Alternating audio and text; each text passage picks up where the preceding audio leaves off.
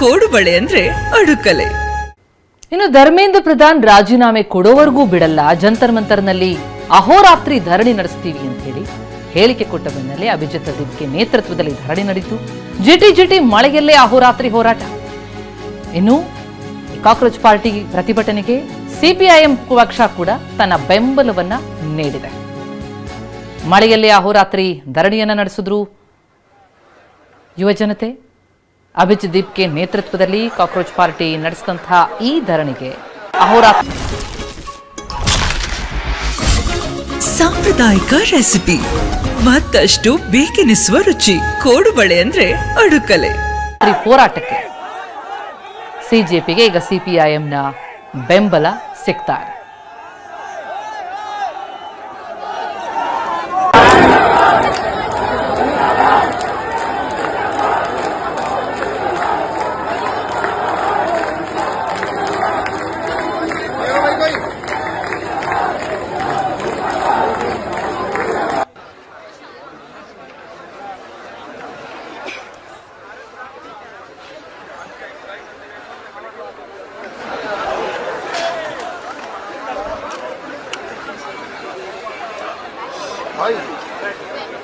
भाई अजिंक्य भाई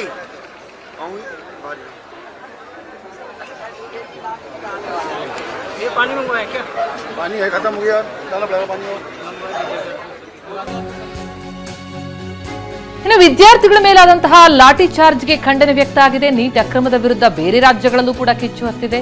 ಧರ್ಮೇಂದ್ರ ಪ್ರಧಾನ್ ರಾಜೀನಾಮೆಗೆ ಆಗ್ರಹಿಸಿ ಪ್ರತಿಭಟನೆಯ ಕಾವು ಜೋರಾಗಿದ್ದು, ಹೈದರಾಬಾದ್ನಲ್ಲಿ ಕಾಂಗ್ರೆಸ್ನಿಂದ ಪಂಜಿನ ಮೆರವಣಿಗೆ. ಗೋವಾದ ಪಣಜಿಯಲ್ಲಿ ಮೇಣದ ಬತ್ತಿ ಹಿಡಿದು ಹೋರಾಟ ಮಾಡಿದ್ದಾರೆ. ಕೇರಳದ ತಿರುವನಂತಪುರಂನಲ್ಲೂ ಕೂಡ ಎಸ್ಎಫ್ಐ ಕಾರ್ಯಕರ್ತರ ಕಿಚ್ಚು.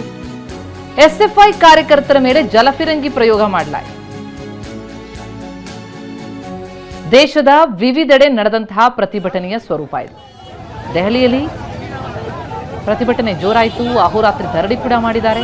ಅದರ ಬೆನ್ನಲ್ಲೇ ಮುಂಬೈ, ಕೇರಳ, ಕೋಲ್ಕತ್ತಾ, ಹೈದರಾಬಾದ್ ಸೇರಿದಂತೆ ವಿವಿಧ ಕಡೆಗಳಲ್ಲಾದಂತಹ ಪ್ರತಿಭಟನೆ. ರಾಜಕೀಯ ಪಕ್ಷಗಳ ಸಾಥ್ ಸಿಕ್ಕಿದೆ. ಹೈದರಾಬಾದ್ನಲ್ಲಿ ಕಾಂಗ್ರೆಸ್ನಿಂದ ಪಂಜಿನ ಮೆರವಣಿಗೆ, ಗೋವಾದ ಪಣಜಿಯಲ್ಲಿ ಮೇಣದ ಬತ್ತಿ ಹಿಡಿದು ಹೋರಾಟ, ಕೇರಳದ ತಿರುವನಂತಪುರಂನಲ್ಲಿ ಎಸ್ಎಫ್ಐ ಕಾರ್ಯಕರ್ತರಿಂದ ಕೆಚ್ಚು.